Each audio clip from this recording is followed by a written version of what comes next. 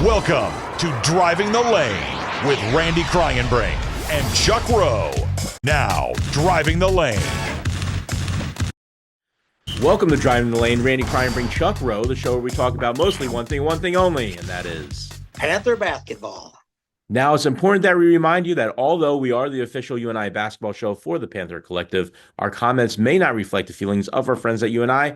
However, Randy is a former player, and we both have these kind of nice-looking UNI tops on, right? Yes, we do. We do. Go Panthers. Go Panthers. So, Joe is as official as it's going to get. As always, we have a great show for everybody this week. Joining us today, all-time UNI great, Alex Oakland. And, of course, the Financial Architect's Quote of the Week. Let's get started. Randy, thrilled to have with us today, all-time rebounding leader at UNI. Drum roll, please. Alex Oakland, thanks for joining us today. Thanks for having me, guys. Glad to be here. So let's start out by asking, what other schools did you consider, and how did you end up at UNI? Oh, that's a great question. I actually would like to say, I don't know if I understood recruiting very well, but a lot of other Missouri Valley at the time, Creighton, I actually was looking at Butler a little bit. That was a little bit outside the Missouri Valley. My junior, senior year was really considering swimming. I was looking at Iowa for swimming. So UNI won me over. Well, I guess even a bigger question, what was it about basketball that you ended up loving more about swimming? I think it was just spending time, like the competition and then the teammates. I really enjoyed the camaraderie. Swimming's a lot of under the water and being quiet for 3 or 4 hours. That wasn't really my thing, I guess. The teammates, So give our listeners a little background, right? Give them a little background where you came from out of high school, and then obviously we know you came to UNI, but talk about high school a little bit and that process. So I grew up in Cedar Falls, lived here till I was a sophomore, and then my dad started a different career and we moved to Decorah, Iowa. So middle of my sophomore year, we just got done winning state swimming with Cedar Falls, and then moved to Decorah in the middle of my sophomore year, and then played basketball for Decorah, and graduated from Decorah. And kind of that's where my passion, swimming wasn't as big in Decorah and basketball was. Right. I always loved basketball. I had a lot of success with the Cedar Falls teammates, Amy Swisher, Emily Berry, who also went to UNI with me from Cedar Falls. Committed to UNI, and then played 5 years at UNI from 2000 to 2005 under Tony D. Yeah, absolutely. Tanya was my assistant coach. She recruited me to UNI. So she was on staff. And then I redshirted my freshman year, and in between my redshirt year and my playing year, she left and went to Missouri as an assistant. I always feel like Tony is like our own local, like Dick Vitale. He's always, hey, Randy, baby, and like, what was he like? I mean, we know what he's like outside of the huddle. What is he like inside of the huddle in the gym? That's a great description of him. I've never heard that. I would agree with that. In the gym, in the huddle, intense. I mean, demanded like the highest, right? Expectations. I know, but like great guy on and off the court. I talked to him. He came back for the Creighton UNI women's game, went up, gave him a big hug. I showed up to one practice late and didn't get to start or play the next game, and at the time it was like devastation, but like he held you accountable for your actions. So yeah, I have a lot of respect for him still. We get along great, but because of what he demanded, I think that's why I was successful. Go back to high school for a second, maybe junior high. Youth sports have become a big deal, right? In the area, kids are playing maybe one sport year round. When they get to 7th grade, 8th grade, whatever that may be. Talk about what you did as a youth and kind of how you got to where you were at. Yes, youth has changed a lot. I did everything. think that's probably how you grew up. Like I said, I think I got into swimming in middle school, did a little like gymnastics. I didn't really start basketball. Amy Swisher's dad, Phil Swisher, asked me to be on their team in between 6th and 7th grade because they had a player league, just a small team. We used to practice at the old First Baptist Church in Cedar Falls in a little tiny gym. And so I joined a team of 10 girls. It was kind of 2 grades, my grade and the year younger. And, it was a good group of kids. We had a couple dads, and our 7th and 8th grade year, Brad Nelson moved back with Jenny Nelson, and Brad Nelson became our coach, and kind of, I would say, took us to the next level. But middle school, I did all the school sports. Basketball, we'd practice once or twice a week in the winter. Right. I swam. I did volleyball in middle school, track in middle school. Basketball was always the fun extra. We did do it, I would say, year round, but like not what it is now. Right. I think going to Iowa City was the biggest excitement, back then. Like, let's go to an Iowa City Cedar Rapids tournament. Yeah. But yeah, it was just we would go to the gym, a snow day. Phil would open up the church. That was what we did socially. Was we just go to the gym and get a ball in our hand, and had the right group of kids and some dads that led us in the right direction. You didn't have all this fancy equipment and everything else that went along with the gym.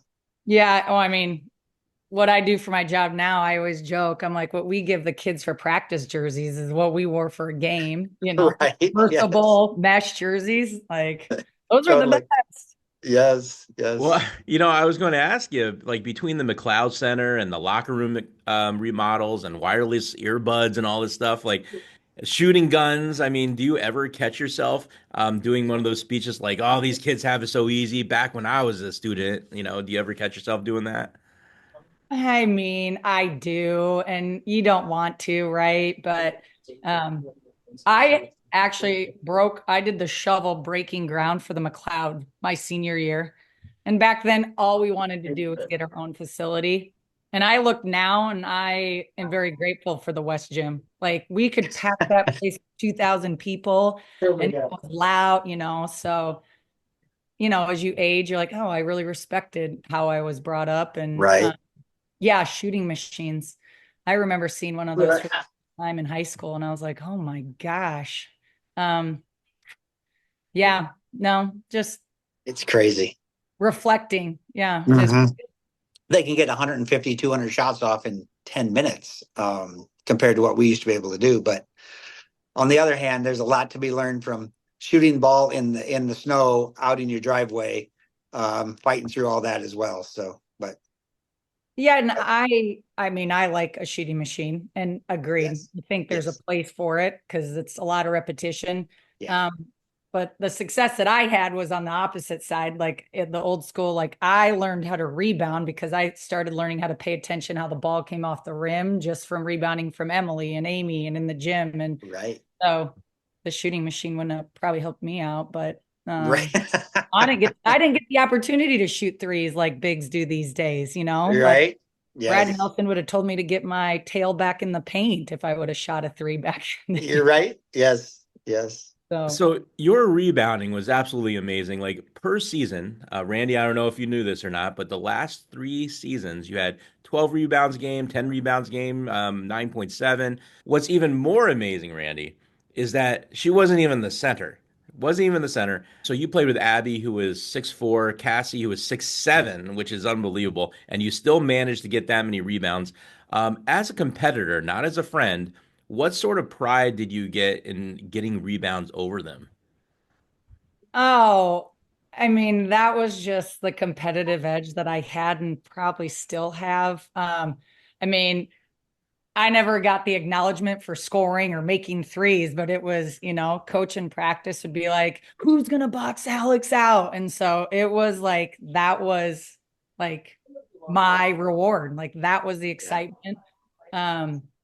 And everybody, one thing I love to talk about is, like, I knew my role. And my role was that, like, I wasn't supposed to get 40 points a game. I wasn't supposed to get 20 points a game. My role was to get rebounds, defend. And if I got 10 points with it, like that was extra. So I think the one thing, like going against a 6'7" girl or going against a 6'4" girl, I always said I was small and mighty, right? Like I just learned what I could be good at and what I could put my effort into. Yeah. Well, during game time, how much fun and how much talk and challenges did you give each other when you had like that twin tower kind of setup though? I mean, you were still over 6 foot, right? Like 6 foot or more, and Yeah. they're 6'7". I mean, especially Cassie. Like, what kind of fun did you have with that? So what started developing later on, like I would say I was kind of that transition of where bigs could start playing outside. Cassie became more of the threat from the 3-point line than I did. Because when I was a senior, she was a sophomore. And so it was more, I could go in and get rebounds and kick them out to her. Or I think, we just had a lot of dynamic duo where like she's outside and could get me the ball inside or vice versa. I mean, I kind of joke it's pretty easy to throw a ball up to a 6'7", like, just toss it up there and go get it. So, yeah, we enjoyed playing together.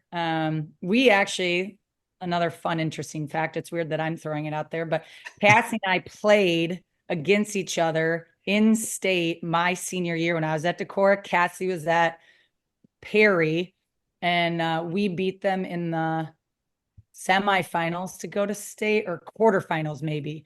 And then she ended up being my teammate, which was kind of fun. I might have talked a little trash in high school though, so apologize. No, we'll tag her on this. This is great. Yeah, exactly. That's awesome. So talking about that a little bit. So you talked about the transition, right? So now you have everybody who is basically a 5 out, 0 in. And they're just running the 3-point line, and you get an open shot, you just take it. And if you can't shoot the 3 anymore, there may not be room for you to play on the team. So the transition, we don't like to compare, right? The shooting machine versus not having a shooting machine. 3-point line, never had it, by the way, just to let you know. We do that. And now we have the 3-point line, and everybody wants to live out there. So agreed. That's where I struggle, Nate coaching, and I know every big has to have that game. They have to develop it. Still, though, and when I do get an opportunity to coach, my point is always, if you're 6'7", you still can do something inside that the 5'5" guy can't. So I know you got to develop that, but if I can throw you the ball and you can dunk it, like you got to develop both sides. That's my opinion. So yeah. I'm with you on that. Very good. Well said. Yeah. Yeah. Well, in UNI's D1 history, so the 20 seasons before you played, do you know how many 20-win seasons there were? I don't. Yeah, it would be 0. There were 0 20-win seasons before. So one could say that if it wasn't for Alex, there would never be a 20-win season in UNI women's history. So I was going to say, like, how does it feel knowing that they hit that 20-win mark when you were there? I mean, that is pretty cool. I would say that that's a whole round team thing. I mean, we just had a lot of the right pieces. Like you said, I did my role, but I also had teammates that could shoot the heck out of the ball. When I was older and we brought in some of those younger kids, I think we had 9 freshmen my junior year that they brought in, one of them like Cassie Hager, Tara King, that group. And that gives Tony a lot of credit for developing the program. I mean, he kind of started that turnaround. When we were in high school, Amy, Emily, myself, and then there was 10 of us. I think 7 out of the 10 went Division I from Cedar Falls. Carrie Julian went to Drake. Kayla Hackman went to Bradley. Kim Hansen went to UMKC and then transferred to UNI.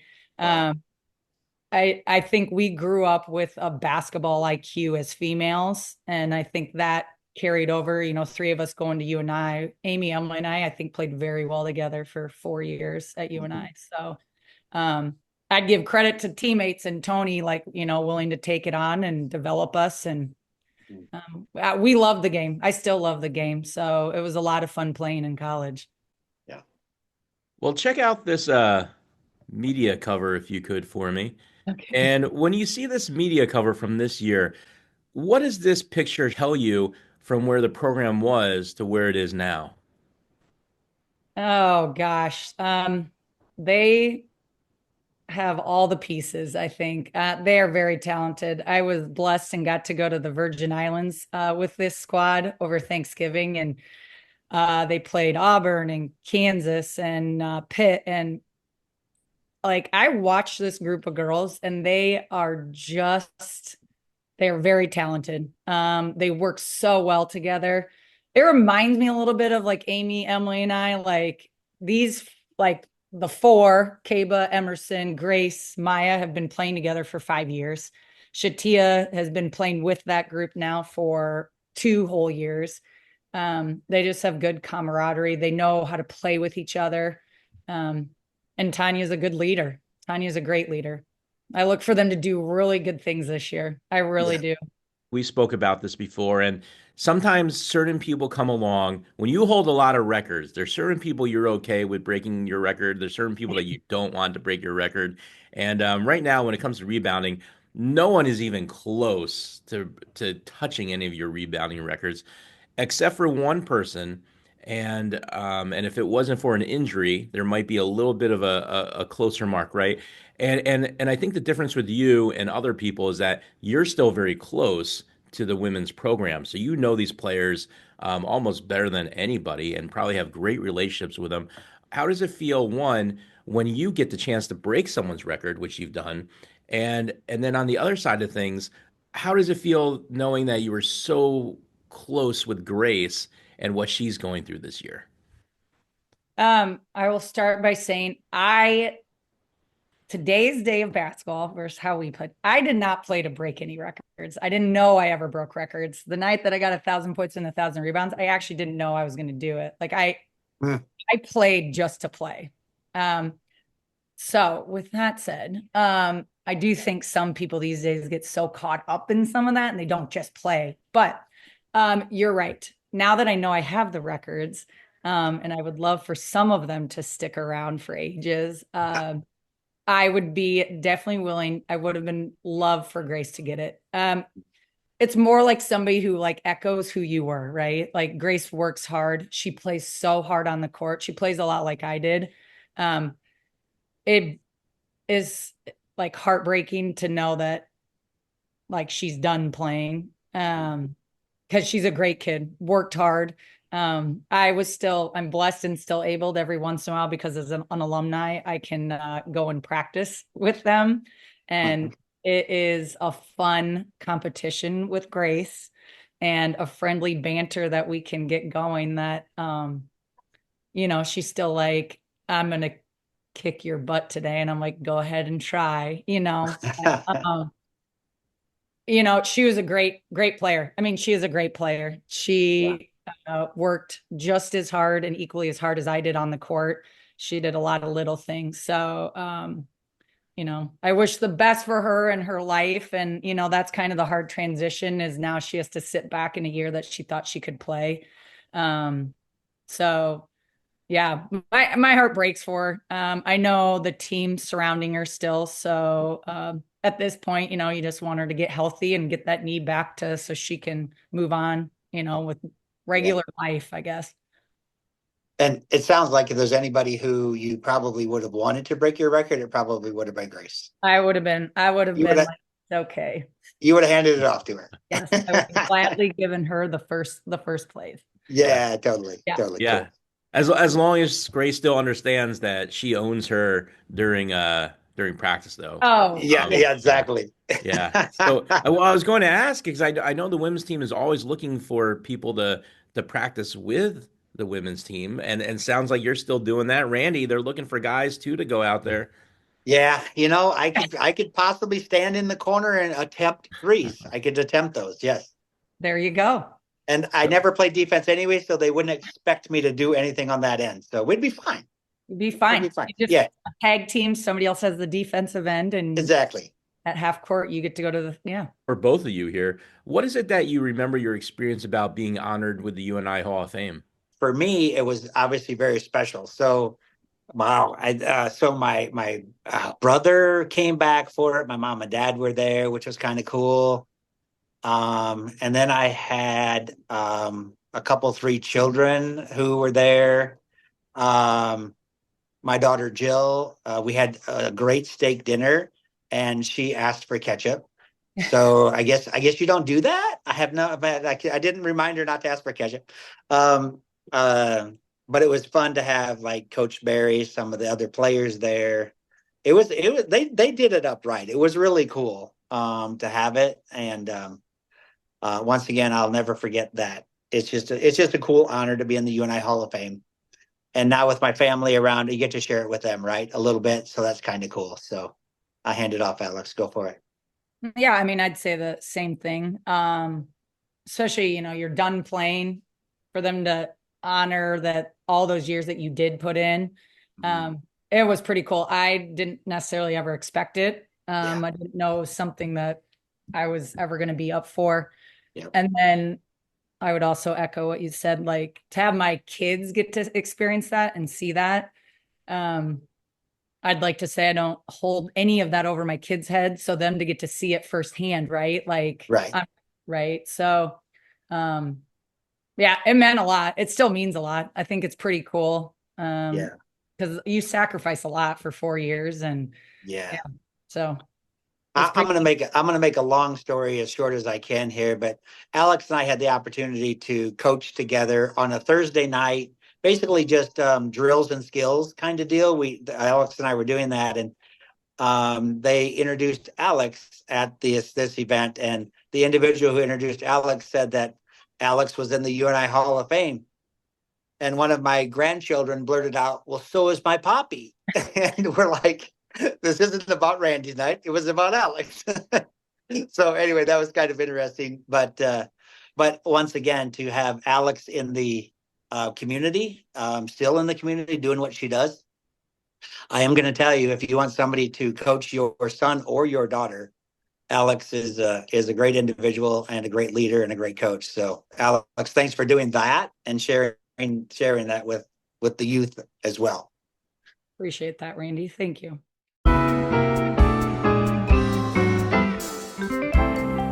Well, now comes the Panther Collective questions of the week. Questions directly from the fans. The first question is, at Iowa Sports Supply, is there ever any trash talking with Jay Cook, and who would win at a game of horse or one-on-one? Jake and I don't talk trash about basketball. We probably talk a little trash about work and who's going to sell more. But yeah, no, he probably can shoot more threes than I could. We joke that he liked to stay outside the perimeter and I was more like inside. I don't know. Elliot, do you guys know Elliot Eggleston? He was a manager for him. And so Elliot kind of keeps a healthy balance between both of us because he knows the men's side pretty well. But that's a point said. No, Jake and I have a fun working relationship, and we compete at work now. So it's good. Next question has to do with your husband. So if you and Nate were to play one-on-one, who wins? Nate says it won't even be close and he would kick my tail, but I think he underestimates my ability to work hard and be able to get inside. He's not even going to get inside the 3-point line. Like, right? Like, know, so he'll shoot it up. So I guess it'll be the battle of the 3 versus 2. I mean, really. Yep. Yeah. And he'll miss enough threes. You'll be fine. He will, right? Exactly. Totally. And he isn't going to get the rebound. No. Okay, I find it hard to believe with two competitive people, with kids who play basketball, that you do not play against each other on a consistent basis. Who is winning more often? I have to ask this. That is funny. I actually think we're that competitive, and to save our marriage, we don't compete against each other. Okay.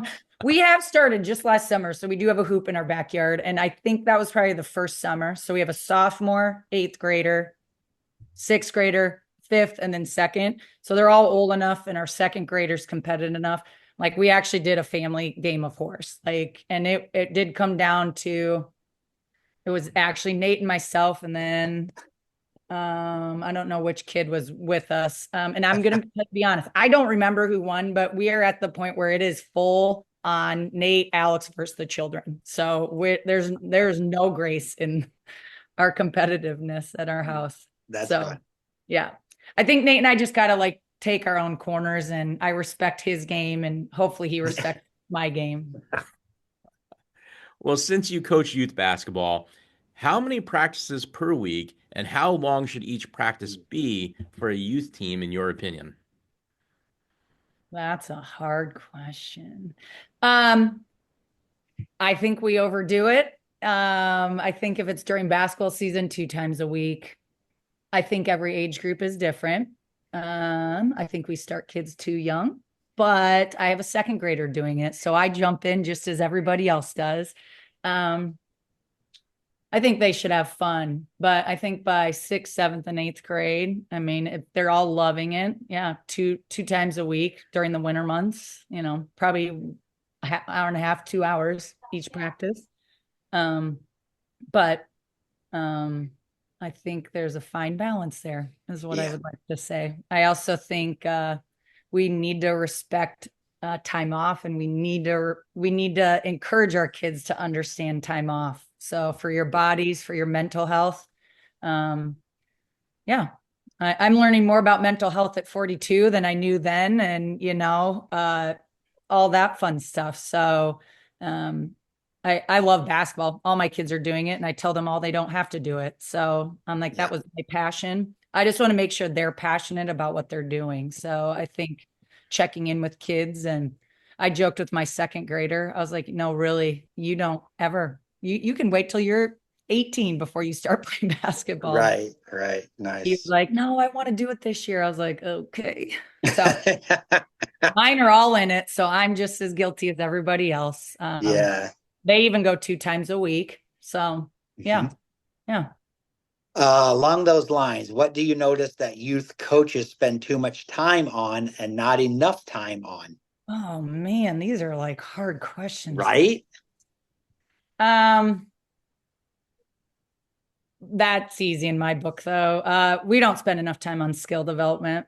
We let them play too much. So I know Nate and I discuss this a lot with people, and the European model. I mean, there's a lot of NBA European guys, and how do they get there? I mean, they stick to I think for every game you have to have a practice. Every game, not every tournament, every game you have to have one practice. So I think in America, we think that playing means getting better. And, we underestimate teaching kids how to jump stop. We underestimate teaching them, layup form. And then you can scale from that, right? Like these days, you got to teach them to shoot a layup sideways, backwards, right foot, left foot. It's not just rope to knee anymore. Right. Totally. Haven't heard that for a long time, Alex. Oh, right. I don't think we teach skill enough. So at the younger ages, we want them to play before we create good habits. Great answer. So, yeah. Your jersey, shorts, 1,000-point ball, where are those these days? Oh, that's a good question. We've moved a lot. So for safekeeping, I actually think my husband has my ball in his office, which is kind of cool. So Nate's got it up at UNI in his office. Nice. And my jersey was in a nice case that I got when I graduated, and somebody broke the glass at one point. Shocking, probably playing basketball in the basement. So well, let's say you're screwing around in the locker room, you're just having fun, maybe you're throwing around a basketball, it hits a TV, breaks some lights, something like that. Which coach are you willing to tell first? I would say Oakland. I don't know. I feel like you wouldn't yell at me right away. I feel like Oakland would laugh at us and then be like, all right, come on, guys. Understand. I don't know. I feel like Oakland, though. Oakland's got 5 kids in the house, so maybe he's used to it. I don't know. Good point. I think I have it tucked away in a room until my kids are old enough to not break things again. So, yeah. That's awesome. What's the best piece of advice you've ever gotten? Only because we're talking basketball. Yep. And how I developed. This is funny. With rebounding, I'll tell you, the best piece of advice I ever got was everybody else watches the ball when the ball gets released. You have to, when the ball gets released, you have to move. Like does that make sense? Yeah. So the shot goes up. Most athletes stand and watch it till it hits the rim. Yep. And when the ball is released is when you need to move to get to rebounding position. Yeah. Or to get to the right side of the hoop. So that benefited me the most if I want to give you basketball advice. Great point. Yep. That's great. I'm telling my boys that this weekend at the tournament. If they get like 15 rebounds a game, I'm going to drop a check to you. Yeah. Just NIL money in return, right? Like NIL. Yeah. Just give Alex a Dairy Queen coupon. She'll be fine. I'll be fine. That sounds great. Just Dairy Queen coupon. You'll be good. Well, this brings us to the Financial Architect's quote of the week. And I think this will be appropriate. The quote of the week is this: "A day without a laugh is a wasted day." I think Alex referred to it there was have fun, right? Yeah. And if kids aren't enjoying it, then why do it? I agree.